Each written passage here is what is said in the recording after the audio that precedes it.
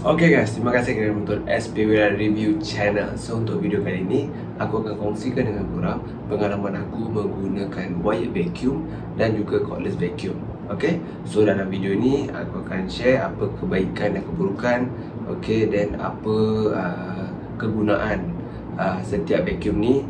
Okay, so and then last kali dalam video last kali aku akan kongsikan dengan korang kesimpulan dia. Okay, so jadi tanpa buang masa, jom kita teruskan. Video ni mungkin sesuai untuk korang yang sedang mencari vacuum, tengah buat pilihan, ataupun mereka yang baru pindah rumah ke kan, so tak tahu sama ada nak spend untuk beli wired vacuum ataupun cordless vacuum.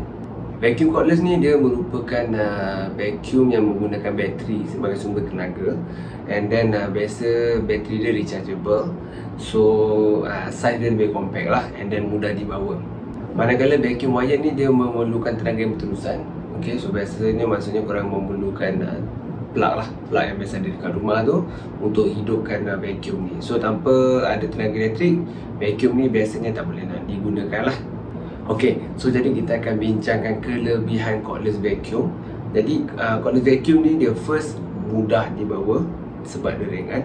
Lepas tu dia punya size dia yang kecil. Okay, so mudah disimpan. And then dia lebih kemas. Lepas tu dia punya bunyi pun bila kita guna vacuum ni dia tak bising. Seterusnya adalah kelebihan menggunakan wired vacuum pula. So first kali wired vacuum ni dia punya sedutan dia lebih kuat berbanding dengan cordless vacuum. Kedua, dia punya tenaga kita boleh pakai lama sebab kita pakai elektrik direct. So selagi mana ada elektrik, selagi tu kita boleh pakai vacuum.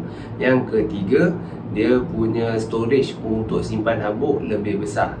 Dan keempat, dia mudah dibersihkan. Okay, sebab biasa untuk wired vacuum ni kita just bersihkan dia punya storage punya capacity lah, dia punya storage untuk habuk tu. So ada punya parts-parts yang lain tu dia tak ada roller. Okay, so biasa dia terus direct. Okay, so sekarang aku nak kongsikan kekurangan untuk kedua-dua vacuum. So yang first untuk cordless vacuum, dia punya kekurangan adalah ketahanan bateri. So kebiasaannya tak kisahlah, maybe model-model yang kalau korang beli dekat Shopee, so kebiasaannya dia punya paling maksimum dia boleh tahan 45 minit lah. Melainkan kalau korang menggunakan Dyson mungkin boleh sejam, tapi tak pasti kalau ada certain model yang boleh support sampai 1 jam. Okay, and then kedua, dia punya nak charge pun ambil masa sejam hingga ke 2 jam, and then mungkin lebih untuk korang pakai selama maksimum 45 minit. Itu pun kalau korang guna normal punya speed lah. Kalau korang guna high speed, maximum speed, maybe dalam 20 minit. So itu dia punya kekurangan. And then ketiga, dia punya storage untuk simpan habuk dia tak sebesar macam wired punya vacuum lah. And then last kali, dia punya kekurangan yang aku rasa aku tak puas lah guna, which is untuk habuk-habuk yang kecil ni, dia biasanya susah sikit dia nak sedut lah. Yang support untuk sedut habuk tu adalah dia punya roller.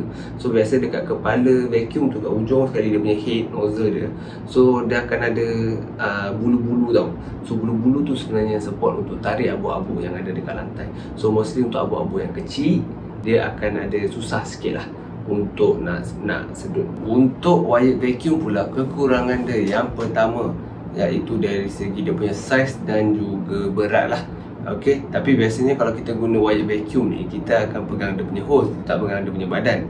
So jadi biasa dia punya berat tu kita akan rasa bila kita nak keluarkan daripada tempat kita simpan ataupun daripada kotak, dan kita akan rasa dia punya berat. And then kedua, dari segi penggunaan elektrik, disebabkan dia guna direct current, so sepanjang kita pakai, elektrik akan berjalan lah. So yang ketiga adalah dari segi dia punya kepanasan. Sebab bila vacuum wired ni, sebab bila kita pakai lama, dalam 20 minit ke 30 minit, dia punya dekat bahagian belakang tu lah, sebab dekat tempat dia pump tu, sedut tu, kita akan rasa panas lah. Tapi panas ni aku tak pasti sebab aku tak pernah try guna lama-lama sangat. Sebab biasa sebab bila setiap kali aku dah pakai, aku nak tukar ke point A ke point B, aku akan matikan dulu dan pasang. So far tak ada problem lah. Tapi aku tak pasti. Kalau mungkin korang yang pernah pakai and then panas, korang biar korang pakai sampai 30 minit, 40 minit, akan ada rosak ke tak rosak, aku tak pasti. So korang boleh share dekat komen siapa yang ada pengalaman ni. Seterusnya dari segi wire dia pula, disebabkan dia menggunakan wire, so bila korang pakai, let's say korang cocok kat point A dan korang vacuum sampailah ke hujung ke apa ke, so wire tu akan tergantung. So akan ada sedikit bahaya untuk orang yang lalu dalang dekat situ, boleh terslip ataupun terpijak.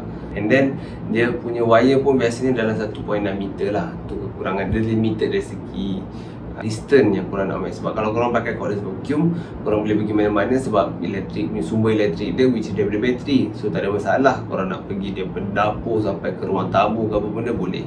So biasa kalau wire ni dia akan problem sikit lah dekat situ. Okay, and then seterusnya dari segi harga dia pun sebenarnya mahal sedikit lah. Dia tak adalah mahal banyak pun.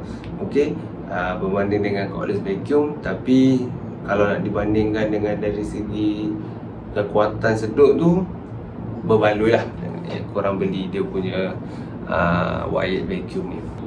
Okay, so kesimpulannya, alright, aku akan bagi pendapat aku yang ini secara personal punya pendapat. Alright, so untuk korang yang nak buat keputusan sama ada nak beli wired vacuum atau cordless vacuum, so cordless vacuum ni dia sesuai untuk orang-orang yang nak kemas secara on the spot and then dalam masa yang singkat, sesuai untuk korang.